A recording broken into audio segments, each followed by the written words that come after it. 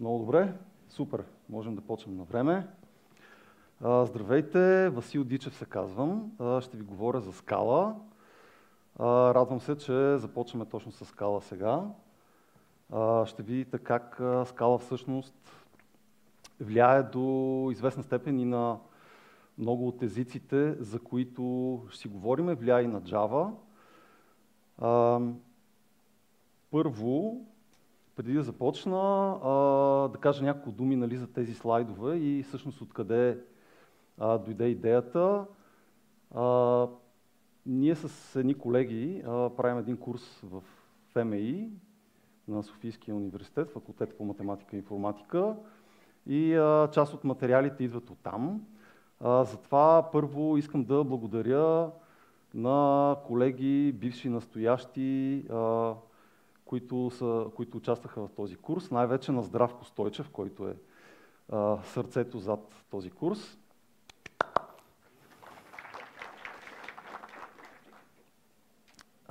И сега ще ви разкажа малко за това как аз реших да се занимавам с Scala, откъде започна всичко. И това всъщност е свързано до голяма степен и с темата на конференцията, която е за Polyglot Programming. За първ път всъщност чух за Polyglot Programming от така наречените Pragmatic Programmers.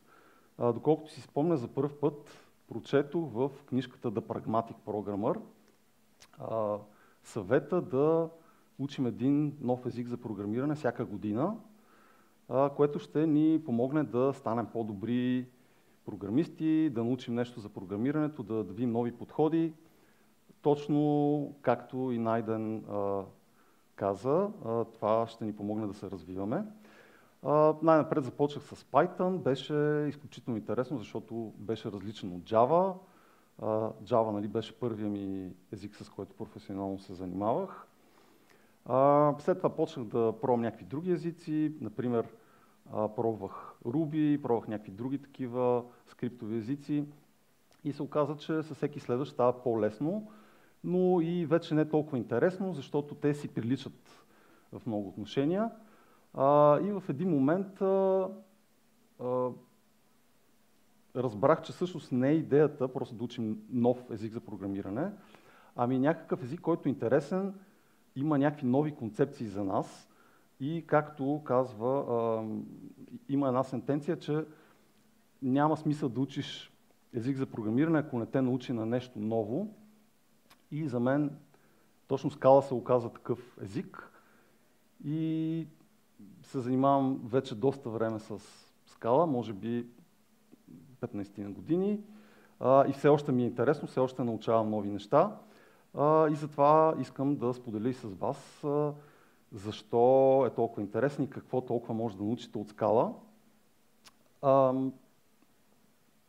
Искам да се насоча в две насоки. Първо, защо Scala ще ви направи по-добри Java програмисти, и другото е защо ще ви направи по-добри програмисти като цяло. Даже първоначално идеята беше да направя две презентации, едната сутринта, едната след обяда, обаче Найден каза, сори, няма време, следващата година може би. Има много интересни езици за програмиране, така че сега съм се опитал да сбия в една презентация тези две идеи. Ще видите, че те са всъщност свързани. Първата идея е, че чрез Scala може да научите доста за Java, защото те са част от една екосистема и си влияят. Втората ще научите как Scala може да ви помогне да научите нови концепции и парадигми. На мен лично Scala ми помогна да разбера по-ясно какво е това функционално програмиране, защото докато се занимавах с Ruby, с Python, си мислех, то функционалното програмиране, това е да джуркаш едни списъци с map и с филтър и така нататък, и това е всичко. Но се оказа, че има и още нещо и във втората част ще разберете какво. Така, да започнем с Scala и Java и отношенията между Scala и Java. за да разберем всъщност как Scala и Java са свързани. Така, първо искам да ви питам колко от вас ползват JShell. JShell не ползват много хора? Добре, в Scala има Shell още от самото създаване на езика. Ако ви харесва JShell, Scala ще ви хареса много. Всъщност интересното е, че тук сега това, което виждате като слайдове и си мислите, че са слайдове, всъщност това е средата Jupyter и има един модул, който може да изпълнява Scala код направо в слайдовете. Така че слайдовете могат да са малко грозни, обаче е много яко, че примерно тук има някакъв код, който аз мога да го стартирам и да се изпълняват някакви неща. И това ме издава като backend developer, може да е грозно, обаче отдолу се случват интересни неща. Няма много да се съсредоточавам над синтаксиса, защото не искам това да ми е фокуса. Искам просто да направя някакви аналогии, които са с Java и да разберете някои от принципите. Този код, който ви показвам, е така наречения for expression, който нали, на пръв поглед прилича като да е нещо като Java for expression. Този код специално какво прави, както може да се досетите, обхожда числата от 32 до 127 и изпечатва един фрагмент на ASCII таблицата. Само че, ако започнем да използваме повече този for expression, ще видим, че има и някои разлики, има някои доста по-мощни фичъри. Едно от нещата, които можем да забележим е, че можем да имаме два израза, така наречените генератори, които действат като все едно nested for цикли и съответно има и друг начин да напишем горния код и то е по този начин, като с някакви nested for цикли. В крайна сметка, дори това не е начинът, по който пишат Scala програмистите, защото всъщност този код изпечатва нещо, но ние след това не можем да го използваме. Обикновено Scala програмистите, както и функционалните програмисти, искат да работят с някакви резултати, за да могат да ги преизползват. Затова това, което всъщност правим, е да върнем нещо от този for expression с ключовата дума yield и всъщност може би кода би изглеждал по някакъв ето такъв начин. Сега ще се опитам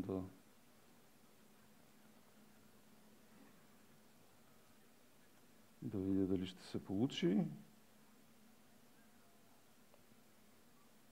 Така.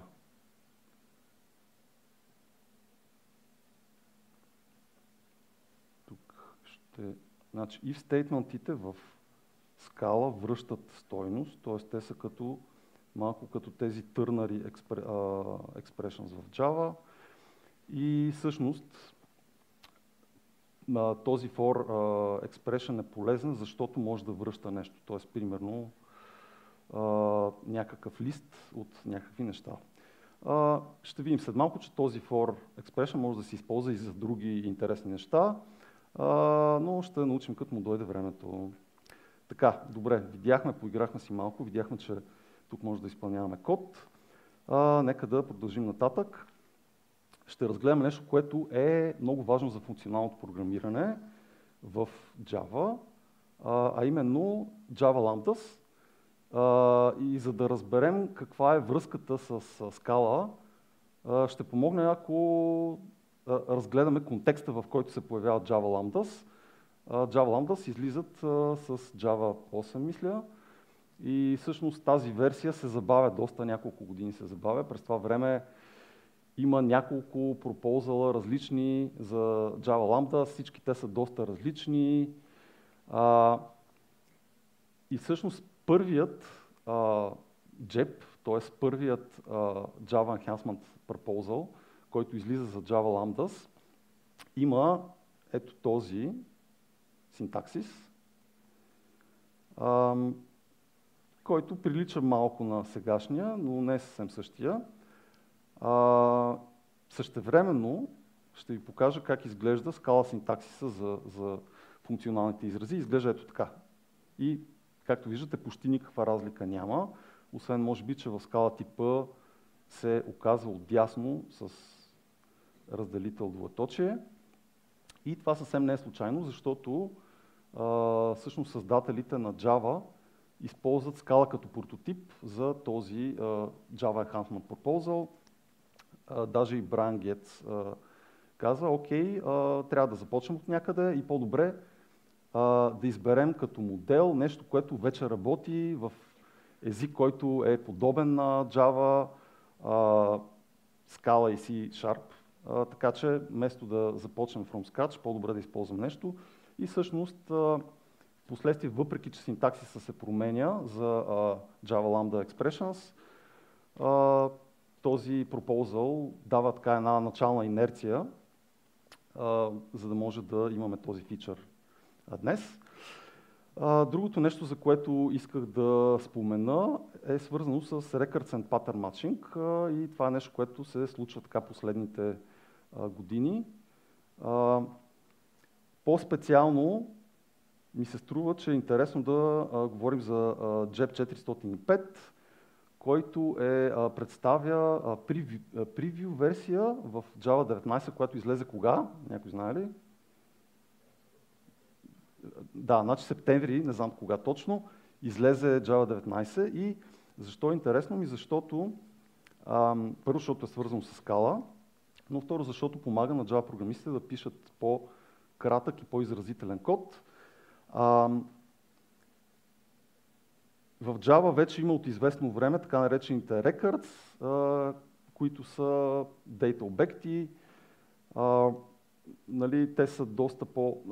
Идеята е общо взето да използваш нещо като Java Bean, но доста по-съкратено, защото в Java Bean има доста boilerplate код. И всъщност ето за този point клас се генерират освен конструктора, getter, toString, hashcode, equals и така нататък. Интересното в JEP 405, да се върнем на темата, е, че вече можем да използваме records в pattern matching и да ги деконструираме, както в този пример. Можем да ги използваме и при instance of оператора или в switch expression. Тоест, ако искаме да мачнем нещо, което е point и директно да използваме полетата на този point, можем да използваме този синтаксис. И това е един простичък пример, който е даден в този драфт. И това доста улеснява писането на такъв тип код.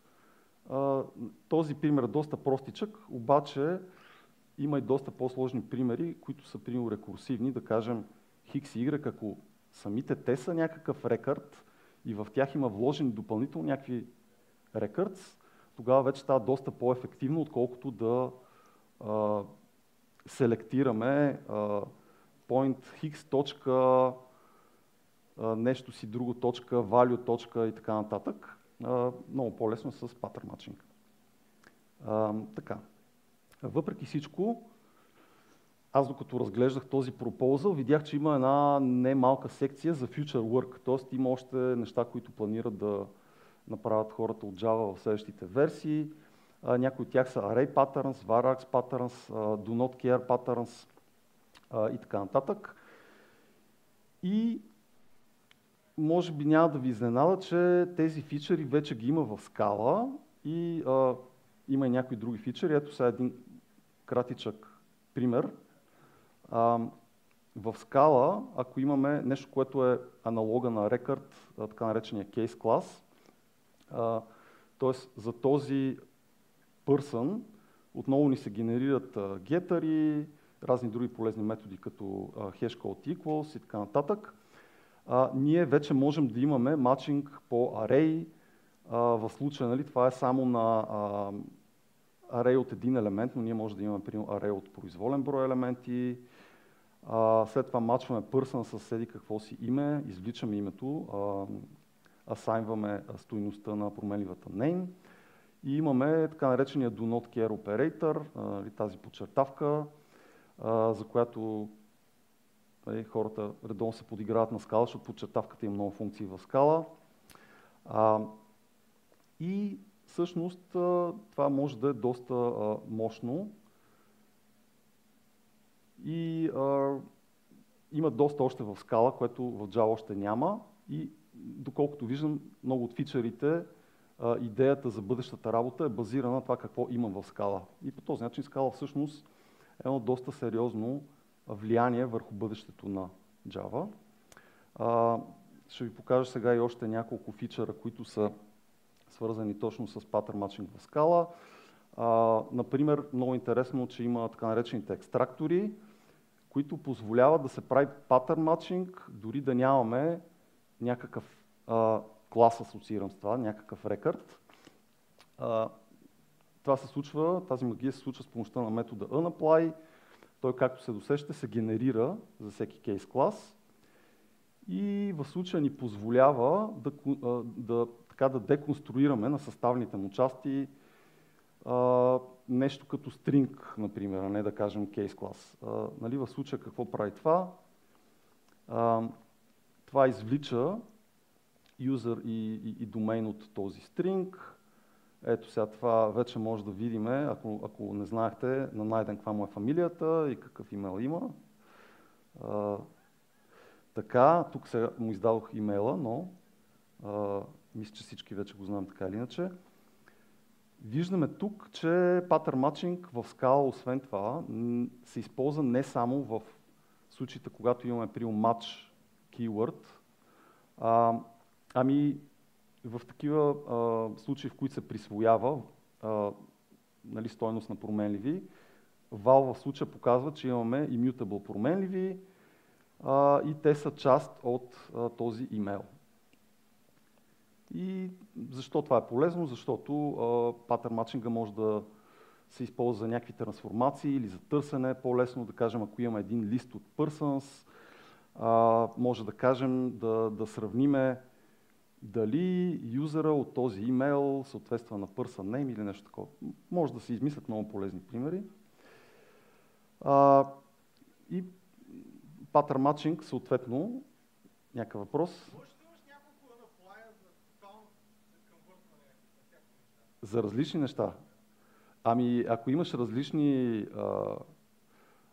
различни такива objects, може да имаш за един, нали, все пак трябва да разбере кой да приложи при pattern matching. Различни типове, ако имаш, примерно, string от някакъв друг обект. Да, но не от... мисля, че не е от един и същ object.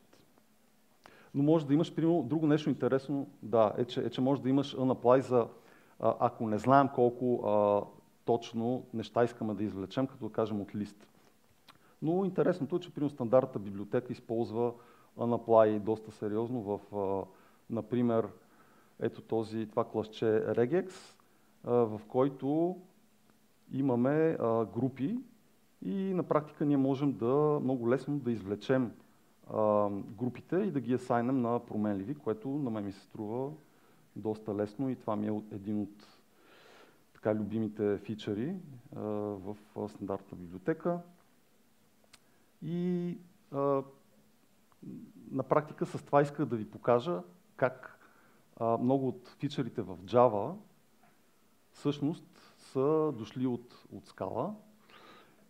И един от въпросите, които нали, често чуваме, добре, сега Java има фичъри, които са от Scala и рано или късно все повече прилича на Scala. Защо трябва да уча Scala? Мога да си ползвам Java. Същият въпрос е задаван и на автора на езика Scala, Мартин Одевски, и той отговаря: не мисля, че е нещо лошо, че Java взема фичъри от Scala, даже напротив, по този начин става все по-лесно за Java девелоперите да научат Scala. Нали, първо, това е едно предимство, но още повече, те като видят колко е яко и колко неща още липсват, ще искат да научат Scala. Така че това, мисля, че е един валиден аргумент да се окаже, че нали, новите фичъри на Java всъщност са като гейтвей дръг, затова хората да пробват скала. Всъщност, интересното е, че като търсих този цитат и търсих за нали, как Java фичърите ще повлияят на скала, Java Features Adoption въведох, най-отгоре ми излезе статия The Future of Java is to absorb Scala Features. Така че това не съм го казал аз, но явно има и други хора, които мислят така. И това беше накратичко частта, в която иска да ви убедя, че Scala всъщност влияе на Java и фичърите в Java много приличат на Scala. Сега ще навлезем в по-интересната част, поне за мен, в която ще ви разкажа за парадигмите, които Scala учи, по-специално за функционалното програмиране. Най-напред може да се замислите какво според вас е функционално програмиране, защото е все по-популярно. Много езици твърдят, че са функционални. Някакви идеи. Най-очевидното е, че те имат функции. Някакви функции, които са first class и могат да се предават напред-назад, могат да се асайнват на някакви променливи и така нататък. Но ако това е така, тогава всеки популярен език е функционален, което явно не е баш точно така. И всъщност и Java може би беше от последните популярни езици, които нямаха нали, до Java 8 някаква такава конструкция, но сега имат Java Lambda Expressions.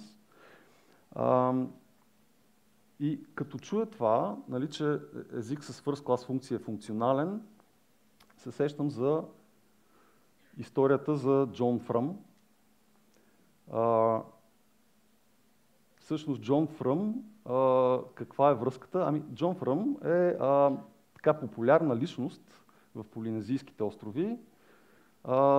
Той всъщност не е истинска личност, а митическа личност и всичко започва от световните войни, когато на тия острови пристигат някакви американски войници с самолети, носят храна, оръжия, разни други благинки и местните така питат войниците: ти кой си, откъде си? И винаги се намира някой, който да каже: I'm John from Nevada, или I'm John from Tennessee, или I'm John from California. И те решават, че човека се казва John From и оттам идва името.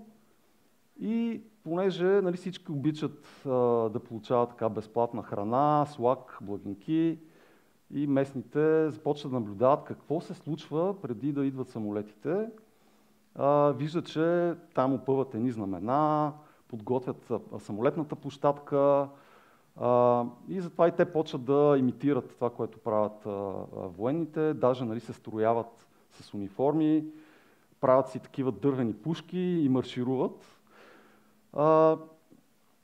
Един ден обаче войната спира и нали, Джон Фръм казва: ще дойда на 15 февруари следващия път, обаче не казва коя година. И тези хорица от Полинезия го чакат всяка година, може би вече 100 години, на 15 февруари, правят си ритуала, маршируват с пушките и чакат да дойде Джон Фръм с благинките. И поуката е, че до някъде нали, това с Java Lambda Expressions ми напомня нали, на този ритуал. Не, че не са полезни, обаче за да може да имаме наистина функционален код и да имаме наистина полза от това, помага да разберем всъщност каква е концепцията и какви предимства носи това. Как да разберем обаче тогава алджебра какво е чисто функционален код? За щастие има един много простичък тест да разберем дали един код наистина е функционален. И то е: имаме някакъв израз, можем ли да го заменим с стойността, която произвежда? И дали резултатът ще е един и същ. Сега ще дам пример. Най-простичкият пример: променлива А, на която присвояваме стойността на израза 1 плюс 2. Нали, от това по-простичко трудно може да стане. И един списък, в който има 2 пъти тази променлива. Сега това има като резултат списък 3.3 и ако се опитаме да заместим това, което представлява А като израз, т.е. да го заместим за израза, който сочи, би трябвало да има същия резултат, ако сложим лист 1 плюс 2, лист 1 плюс 2. И наистина има същия резултат, което показва, че това е чисто функционален код. Супер. Какво е пример за не чисто функционален код? Ами, например, ето това, този print line statement, който не връща някаква полезна стойност, а прави нещо. Ако го изпълним, виждаме, че се изпечатва това, което е в print line, what is FP. Тук ще забележите, че print line statement може да се присвои на променлива в скала, в Java не може. Стойността на този print line е нещо като void в Java, т.е. типа, но може да се присвоява на променлива. Сега може да ви изглежда, че не е много полезно, но има доста полза от това, да можем да присвояваме някакъв израз на нещо, без да знаем непременно какъв тип е. Така, сега да видим, ако заместим стойността на променливата А в този списък, дали ще се получи същия резултат? Ами, няма да се получи същия резултат, защото този път имаме този side ефект, който го изпълняваме 2 пъти. И това съвсем не е същото. Тоест този код не може много лесно да го рефакторираме или автоматично, примерно, компилатора да направи някакви оптимизации. Така, по подобен начин, асинхронността също е такъв един страничен ефект. И сега ще дам един пример с future. Future в скала много наподобява на на completable future в Java. Така, ето един пример, в който отново се връщаме към този for comprehension. И представете си, че интересното е, че future може да се използва също в for comprehension. След малко ще разберем защо. Ако си представим, че тези функции F1 и F2 произвеждат някакъв future, можем лесно да проверим дали future е напълно функционален код и фичър, но не е, защото ако единия фичър го изведем, нали, го рефакторираме като променлива, резултата няма да е същия.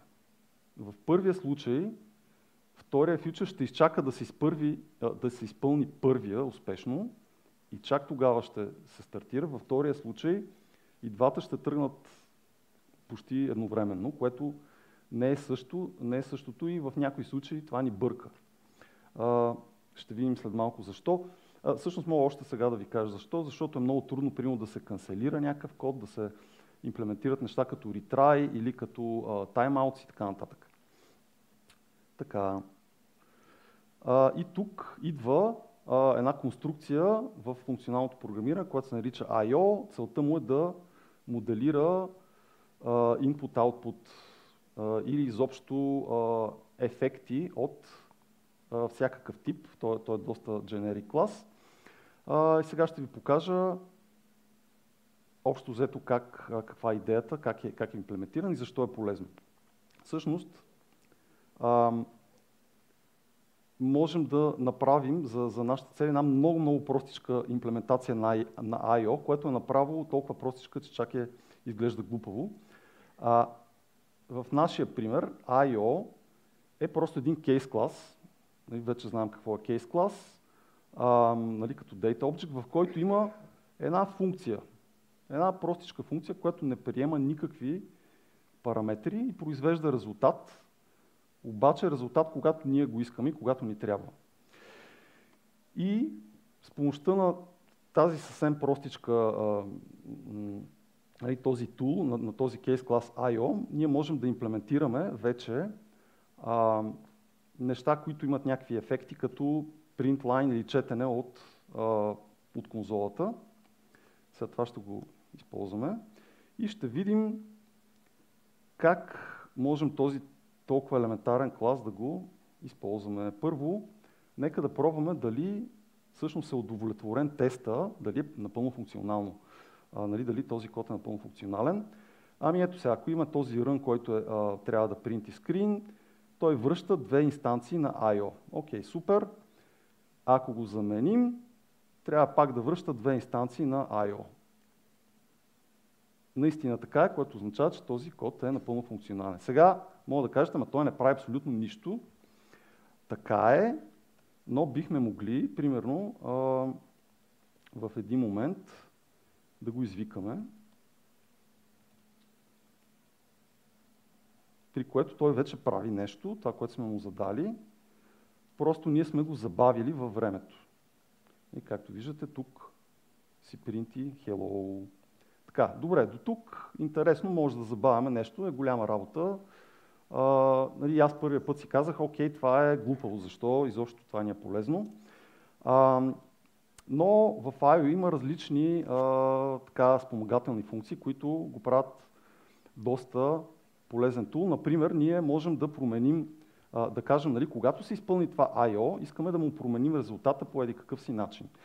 За тази цел можем да му дефинираме метод map, който идеята му е, подаваме му една функцийка и когато се изпълни това I/O, искаме да приложим функцията. И сега като го имаме това, какво можем да правим? Ами можем, като прочетем нещо от конзолката, да го променим, когато се изпълни. Така, добре да видим това дали работи и как работи. Първо ще ни пита да кажем за някакъв стринг и какво да напишем, найден да кажем. И понеже много бързам, пиша го с малки букви, обаче това ми капитализира, правилно прави имената с първа главна буква. Добре, това вече е малко по-полезно. Обаче ние искаме и други неща да правим. Примерно, ако има два I/O инстанса, искаме да ги комбинираме в един. И как можем да го направим? Добавяме си още един метод, който се нарича FlatMap, който също е много лесно да бъде имплементиран. И вече нашия клас започва да изглежда последния начин. Защо ни е полезен FlatMap? Ами, защото тайната на този for comprehension, който видяхте, е, че той може да работи с всеки обект, който има имплементиран FlatMap и така да комбинира обекти от най-различни типове, като list, или option, или future, или I/O. И затова, примерът с future работи. И тогава може да напишем някакъв код, който изглежда вече ето така. Тоест, ние можем да имаме някаква по-сложна поредица от команди, които всичките са странични ефекти, но ние ги комбинираме в нещо, което не се изпълнява, отложено е и е напълно функционално. Така, това отново не прави нищо. Може би оттам е тръгнал този слух за функционалното програмиране, че не прави нищо полезно, но сигурно е защото човек, който е гледал, не е дочакал края на презентацията. Сега, ако изчакаме малко, ще видим, че ако го изпълним, вече се случва нещо по-интересно. Имаме нещо, което е като някаква простичка програмка, която ние сме сглобили и я изпълняваме в момент, в който ни е удобен. Всъщност това е предимството на функционалното програмиране, че можем да направим нещо, да изпълним нещо, когато ни е удобно на нас.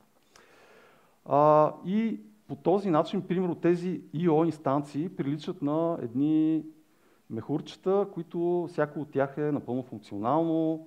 Вътре в тях можем да заключим лесно какво се случва. Няма странични ефекти, докато не ги изпълним, но FlatMap ни позволява да ги комбинираме в едно по-голямо мехурче, докато накрая цялата ни програма е един такъв балон, който всичко вътре е напълно функционално и чисто и в последния момент изпълняваме unsafe run.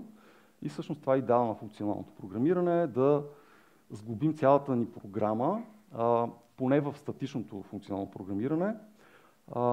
Това, между другото, не е нещо, което идва от Scala, това идва от Haskell, който от своя страна пък е голямо влияние за Scala. Но това беше за мен един такъв момент, в който изведнъж ми просветна и разбрах, че това е един много мощен тул в функционалното програмиране, в статичното функционално програмиране, а именно да апгрейднем ефектите в някакви структури от данни, които можем да използваме. И това се оказа, че е много полезно. И това е нещо, което е техника, която се използва много в тези статични функционални езици за програмиране. По този начин ние всъщност сме дефинирали някакъв код като DSL, като Domain Specific Language, който може да го използваме като данни, защото това са обекти. Всъщност това, което видяхме отдеве, може да кажем, че е някакъв Domain Specific Language, който прави нещо, което е за нашите цели. И това е много мощно. И да, много предимства. Както видяхме, лесно можем да ги изглобяваме тези I/O инстанси, може да ги използваме в различни контексти. Същевременно, когато ги изпълняваме, можем да решаваме по какъв начин да ги изпълняваме. Това е, примерно, едно от предимствата на Spring, че то декапълва, разделя имплементацията от интерфейса и тук имаме нещо подобно. По тази причина е лесно да тестваме и не на последно място можем да оптимизираме и перформанс по много интересен начин.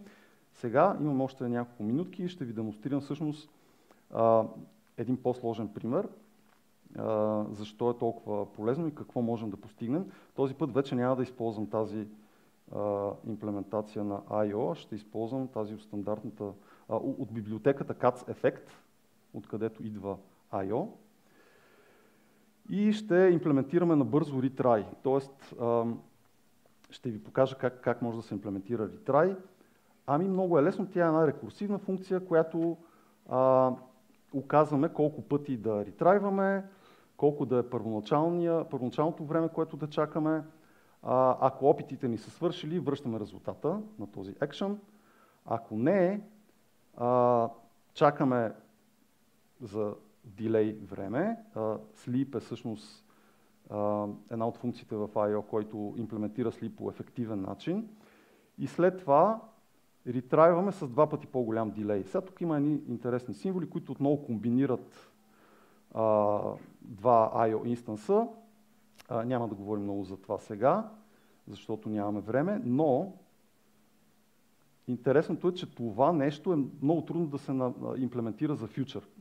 При всички случаи, ако просто заменим I/O с фьючер, няма да стане. Ако искате, пробвайте вкъщи. И сега какво можем да направим с помощта на това? Можем да си въведем, да кажем, да дефинираме I/O инстанс, който всеки път гърми. Защо? За да можем да го ретрайваме и да демонстрираме как работи. И всеки път, за да покажа, че е валидно, показва колко е часа, че също няма измама. Ретрайваме го този акшън през първоначално 1 секунда, 5 пъти. И да видим дали това нещо ще работи. 1, 2, go. 1, 2, 3, 4, go. 1, 2, 3, 4, 5, 6, 7, 8 и готово.